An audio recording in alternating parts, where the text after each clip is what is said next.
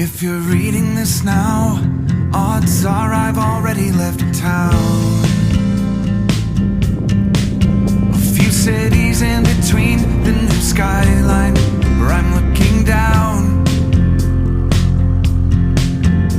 A few empties on the floor and a note on the door of your house.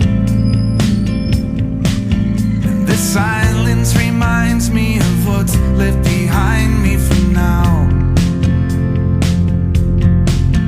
There's a broken down car parked outside the barn up the road,